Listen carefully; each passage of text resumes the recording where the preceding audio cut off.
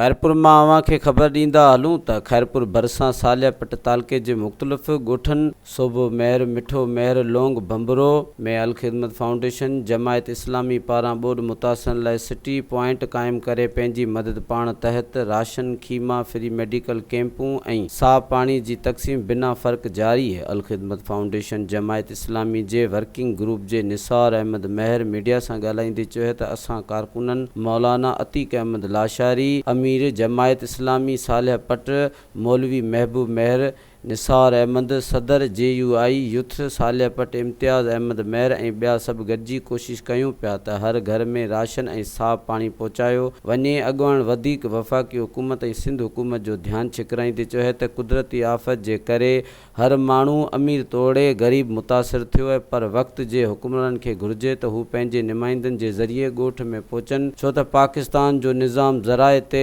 मुश्तमिल आहे। वणनि जो फसल तबाह थी वियो आहे। हिन वक़्तु कणक जी फसल जी पोखाई जो वक़्तु अची वियो आहे। सर्वे मूजिबि सिंध समेत सालिया पट तालके जे इलाइक़नि में किथे किथे अञा बरसाति जो पाणी नेकाल न थी सघियो आहे। फौरी तौर ज़िले इंतिज़ामिया खे घुरिजे त जल्द ज़मीननि में बीठल पाणी नेकाल कनि। अगरि पाणी नेकाल न थी सघियो त आबादगारनि सां गॾु सभु बेरोज़गारी जी लपेट में अची वेंदा। इन वक़्तु अटे समेत रोज़ इस्तेमाल ऐं खाइण पीअण जी शयुनि में रिकॉर्ड महांगाई थी वई आहे, जेका आम माण्हू वठी नथा सघनि। मज़ीद ख़बरनि ऐं तफ़सीलात लाइ विज़िट कयो असांजी वेबसाइट www.awamiNewsHD.com ऐं ॾिसंदा रहो अवामी न्यूज़ HD।